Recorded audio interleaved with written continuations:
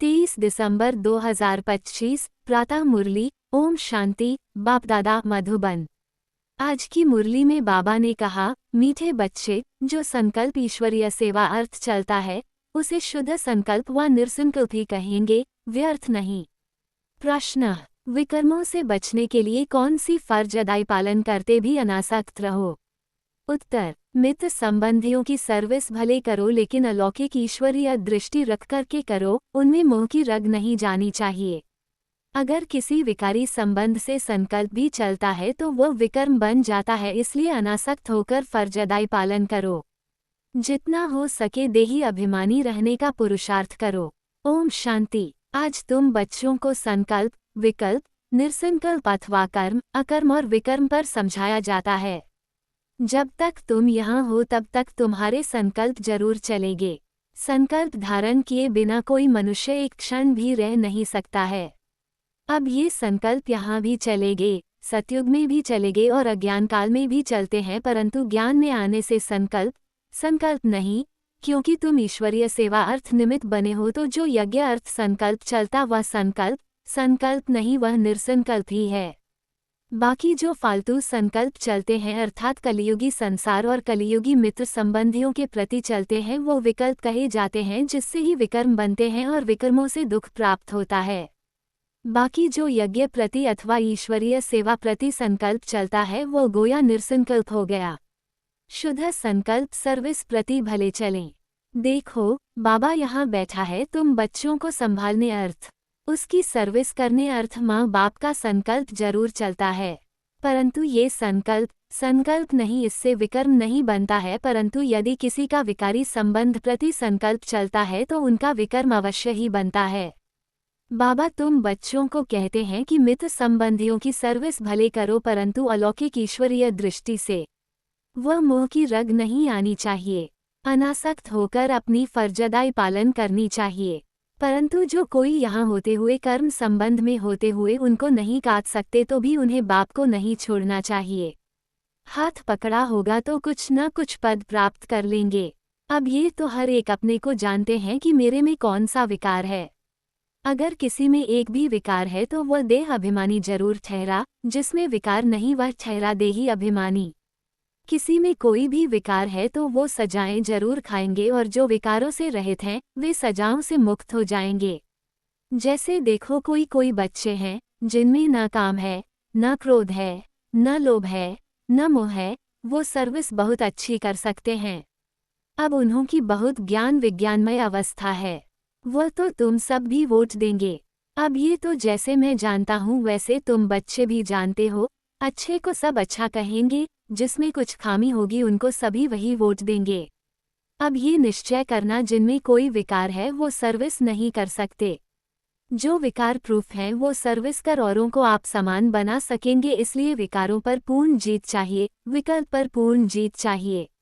ईश्वर अर्थ संकल्प को निर्संकल्प कह सकते हैं। वास्तव में निर्संकल्पता उसी को कहा जाता है जो संकल्प चले ही नहीं, दुख सुख से न्यारा हो जाए। वह तो अंत में जब तुम हिसाब किताब चुकतू कर चले जाते हो, वहाँ दुख सुख से न्यारी अवस्था में, तब कोई संकल्प नहीं चलता। उस समय कर्म अकर्म दोनों से परे अकर्मी अवस्था में रहते हो। यहाँ तुम्हारा संकल्प जरूर चलेगा, क्योंकि तुम सारी दुनिया को शुद्ध बनाने अर्थ निमित्त बने हुए हो, तो उसके लिए तुम्हारे शुद्ध संकल्प जरूर चलेंगे। सतयुग में शुद्ध संकल्प चलने के कारण संकल्प नहीं, कर्म करते भी कर्मबंधन नहीं बनता। समझा? अब कर्म, अकर्म और विकर्म की गति तो बाप ही समझा सकते हैं। वही विकर्मों से छुड़ाने वाला है जो इस संगम पर तुमको पड़ा रहे हैं। इसलिए बच्चे अपने ऊपर बहुत ही सावधानी रखो। अपने हिसाब किताब को भी देखते रहो। तुम यहाँ आए हो हिसाब किताब चुकतू करने, ऐसे तो नहीं यहाँ आकर भी हिसाब किताब बनाते जाओ तो सजा खानी पड़े। ये गर्भ जेल की सजा कोई कम नहीं है। इस कारण बहुत ही पुरुषार्थ करना है। यह मंजिल बहुत भारी है, इसलिए सावधानी से चलना चाहिए। विकल्पों के ऊपर जीत पानी है जरूर।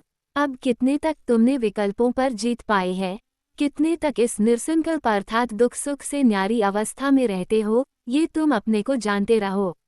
जो खुद को नहीं समझ सकते हैं वो मम्मा बाबा से पूछ सकते हैं, क्योंकि तुम तो उनके वारिस हो। तो वह बता सकते हैं। निर्संकल्प अवस्था में रहने से तुम अपने तो क्या, किसी भी विकारी के विकर्मों को दबा सकते हो। कोई भी कामी पुरुष तुम्हारे सामने आएगा तो उसका विकारी संकल्प नहीं चलेगा। जैसे कोई देवताओं के पास जाता है तो उनके सामने वह शांत हो जाता है, वैसे तुम भी गुप्त रूप में देवताएं हो। तुम्हारे आगे भी किसी का विकारी संकल्प नहीं चल सकता है, परंतु ऐसे बहुत कामी पुरुष हैं जिनका कुछ संकल्प अगर चलेगा तो भी वार नहीं कर सकेगा, अगर तुम योगयुक्त होकर खड़े रहेंगे तो। देखो बच्चे, तुम यहाँ आए हो परमात्मा को विकारों की आहुति देने, परंतु कोई ने अभी कायदे से आहुति नहीं दी है। उन्हों का योग परमपिता से जुटा हुआ नहीं है। सारा दिन बुद्धियोग भटकता रहता है, अर्थात देही अभिमानी नहीं बने हैं। देह अभिमानी होने के कारण किसी के स्वभाव में आ जाते हैं, जिस कारण परमात्मा से प्रीत निभा नहीं सकते हैं, अर्थात परमात्मा अर्थ सर्विस करने के अधिकारी नहीं बन सकते हैं। तो जो परमात्मा से सर्विस ले फिर सर्विस कर रहे हैं, अर्थात पतितों को पावन कर रहे हैं, वही मेरे सच्चे पक्के बच्चे हैं। उन्हें बहुत भारी पद मिलता है। अभी परमात्मा खुद आकर तुम्हारा बाप बना है। उस बाप को साधारण रूप में न जानकर कोई भी प्रकार का संकल्प उत्पन्न करना गोया विनाश को प्राप्त होना। अभी वह समय आएगा जो 108 ज्ञान गंगाएं पूर्ण अवस्था को प्राप्त करेगी। बाकी जो पड़े हुए नहीं होंगे वे तो अपनी ही बर्बादी करेंगे। ये निश्चय जानना, जो कोई इस ईश्वरीय यज्ञ में छिपकर काम करता है तो उनको जानी जाननहार बाबा देख लेता है, वो फिर अपने साकार स्वरूप बाबा को टच करता है। सावधानी देने अर्थ तो कोई भी बात छिपानी नहीं चाहिए। भल भूलें होती हैं परंतु उनको बताने से ही आगे के लिए बच सकते हैं, इसलिए बच्चे सावधान रहना। बच्चों को पहले अपने को समझना चाहिए कि मैं हूँ कौन, वॉट एम आई। मैं शरीर को नहीं कहते, मैं कहते हैं आत्मा को। मैं आत्मा कहाँ से आया हूँ, किसकी संतान हूँ। आत्मा को जब यह मालूम पड़ जाए कि मैं आत्मा परमपिता परमात्मा की संतान हूँ, तब अपने बाप को याद करने से खुशी आ जाए। बच्चे को खुशी तब आती है जब बाप के ऑक्यूपेशन को जानता है। जब तक छोटा है, बाप के ऑक्यूपेशन को नहीं जानता, तब तक इतनी खुशी नहीं रहती। जैसे बड़ा होता जाता, बाप के ऑक्यूपेशन का पता पड़ता जाता तो वो नशा, वो खुशी चढ़ती जाती है। तो पहले उनके ऑक्यूपेशन को जानना है कि हमारा बाबा कौन है, वो कहाँ रहता है। अगर कहीं आत्मा उसमें मर्ज हो जाएगी तो आत्मा विनाशी हो गई तो खुशी किसको आएगी। तुम्हारे पास जो नए जिज्ञासु आते हैं उनको पूछना चाहिए कि तुम यहाँ क्या पढ़ते हो, इससे क्या स्टेट्स मिलती है। उस कॉलेज में तो पढ़ने वाले बताते हैं कि हम डॉक्टर बन रहे हैं, इंजीनियर बन रहे हैं, तो उन पर विश्वास करेंगे ना कि यह बरोबर पढ़ रहे हैं। यहाँ भी स्टूडेंट्स बताते हैं कि यह है दुख की दुनिया, जिसको नर्क, हेल अथवा डेविल वर्ल्ड कहते हैं। उनके अगेंस्ट है हेवन अथवा डीटी वर्ल्ड, जिसको स्वर्ग कहते हैं। ये तो सभी जानते हैं, समझ भी सकते हैं कि यह वह स्वर्ग नहीं है, ये नर्क है अथवा दुख की दुनिया है, पाप आत्माओं की दुनिया है। तब तो उसको पुकारते हैं कि हमको पुण्य की दुनिया में ले चलो। तो ये बच्चे जो पढ़ रहे हैं वह जानते हैं कि हमको बाबा उस पुण्य की दुनिया में ले चल रहे हैं। तो जो नए स्टूडेंट आते हैं उनको बच्चों से पूछना चाहिए, बच्चों से पढ़ना चाहिए। वो अपने टीचर का अथवा बाप का ऑक्यूपेशन बता सकते हैं। बाप थोड़े ही अपनी सराहना खुद बैठ करेंगे, टीचर अपनी महिमा खुद सुनाएगा क्या? वह तो स्टूडेंट सुनाएंगे कि यह ऐसा टीचर है, तब कहते हैं स्टूडेंट्स शोज मास्टर। तुम बच्चे जो इतना कोर्स पढ़कर आए हो, तुम्हारा काम है नयों को बैठ समझाना। बाकी टीचर जो BA, MA पढ़ा रहे हैं वह बैठ नए स्टूडेंट को A, B, C सिखलाएंगे क्या? कोई स्टूडेंट अच्छे होशियार होते हैं, वह दूसरों को भी पढ़ाते हैं। उसमें माता गुरु तो मशहूर है। ये है डीटी धर्म की पहली माता, जिसको जगदम्बा कहते हैं। माता की बहुत महिमा है। बंगाल में काली, दुर्गा, सरस्वती और लक्ष्मी, इन 4 देवियों की बहुत पूजा करते हैं। अब उन 4 का ऑक्यूपेशन तो मालूम होना चाहिए। जैसे लक्ष्मी है तो वह है गॉडेज ऑफ वेल्थ, वह तो यहाँ ही राज्य करके गई है। बाकी काली, दुर्गा आदि ये तो सब इस पर नाम पड़े हैं। अगर 4 माताएं हैं तो उनके 4 पति भी होने चाहिए। अब लक्ष्मी का तो नारायण पति प्रसिद्ध है। काली का पति कौन है? शंकर, लेकिन शंकर को तो पार्वती का पति बताते हैं। पार्वती कोई काली नहीं है। बहुत हैं जो काली को पूजते हैं, माता को याद करते हैं, लेकिन पिता का पता नहीं है। काली का या तो पति होना चाहिए या पिता होना चाहिए, लेकिन ये कोई को पता नहीं है। तुमको समझाना है कि दुनिया यह एक ही है, जो कोई समय दुख की दुनिया अथवा दोजक बन जाती है, वही फिर सतयुग में बहिष्ट अथवा स्वर्ग बन जाती है। लक्ष्मी नारायण भी इसी सृष्टि पर सतयुग के समय राज्य करते थे। बाकी सूक्ष्म में तो कोई वैकुंठ है नहीं जहाँ सूक्ष्म लक्ष्मी नारायण हैं। उनके चित्र यहाँ ही हैं तो जरूर यहाँ ही राज्य करके गए हैं। खेल सारा इस कॉर्पोरियल वर्ल्ड में चलता है। हिस्ट्री ज्योग्राफी इस कॉर्पोरियल वर्ल्ड की है। सूक्ष्मतन की कोई हिस्ट्री ज्योग्राफी होती नहीं। लेकिन सभी बातों को छोड़ तुमको नए जिज्ञासु को पहले अल्फ सिखलाना है, फिर बे समझाना है। अल्फ है गॉड, वह सुप्रीम सोल है। जब तक ये पूरा समझा नहीं है तब तक परमपिता के लिए वह लव नहीं जागता, वह खुशी नहीं आती, क्योंकि पहले जब बाप को जाने तब उनके ऑक्यूपेशन को भी जानकर खुशी में आवे। तो खुशी है इस पहली बात को समझने में। गॉड तो एवर हैप्पी है, आनंद स्वरूप है।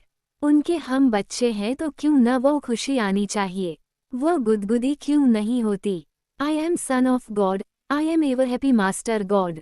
वो खुशी नहीं आती तो सिद्ध है अपने को संत बच्चा नहीं समझते हैं।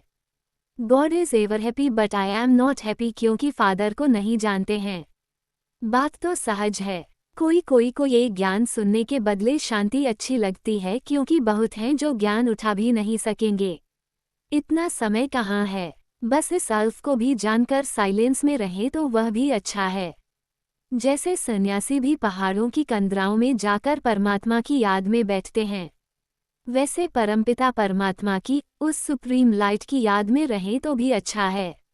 उसकी याद से सन्यासी भी निर्विकारी बन सकते हैं, परंतु घर बैठे तो याद कर नहीं सकते।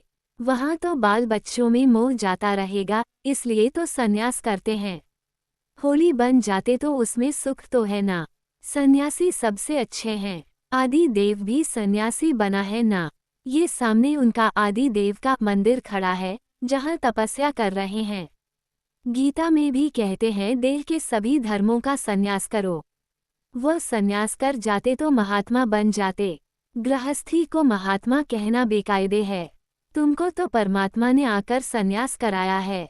सन्यास करते ही हैं सुख के लिए। महात्मा कभी दुखी नहीं होते। राजाएं भी सन्यास करते हैं तो ताज आदि फेंक देते हैं। जैसे गोपीचंद ने सन्यास किया तो जरूर इसमें सुख है। अच्छा, मीठे मीठे सिकिलधे बच्चों प्रति माता पिता बाप दादा का याद प्यार और गुड मॉर्निंग। रूहानी बाप की रूहानी बच्चों को नमस्ते। धारणा के लिए मुख्य सार। पहला, कोई भी उल्टा कर्म छिपकर नहीं करना है। बाप दादा से कोई भी बात छिपानी नहीं है। बहुत सावधान रहना है। दूसरा है, स्टूडेंट शोज मास्टर, जो पढ़ा है वह दूसरों को पढ़ाना है। एवर हैप्पी गॉड के बच्चे हैं, इस स्मृति से अपार खुशी में रहना है। आज का वरदान, विकारों रूपी सांप को भी शया बनाने वाले विष्णु के समान सदा विजयी निश्चिंत भाव। जो विष्णु की शेष शया दिखाते हैं, यह आप विजयी बच्चों के सहजयोगी जीवन का यादगार है। सहजयोग द्वारा विकारों रूपी सांप भी अधीन हो जाते हैं। जो बच्चे विकारों रूपी सांपों पर विजय प्राप्त कर उन्हें आराम की शया बना देते हैं, वो सदा विष्णु के समान हर्षित व निश्चिंत रहते हैं। तो सदा ये चित्र अपने सामने देखो कि विकारों को अधीन किया हुआ अधिकारी हूँ। आत्मा सदा आराम की स्थिति में निश्चिंत है।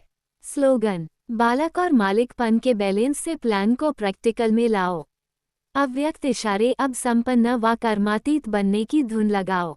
अपनी हर कर्मेंद्रिय की शक्ति को इशारा करो तो इशारे से ही जैसे चाहो वैसे चला सको। ऐसे कर्मेंद्रिय जीत बनो, तब फिर प्रकृति जीत बन कर्मातीत स्थिति के आसनधारी सो विश्व राज्य अधिकारी बनेंगे।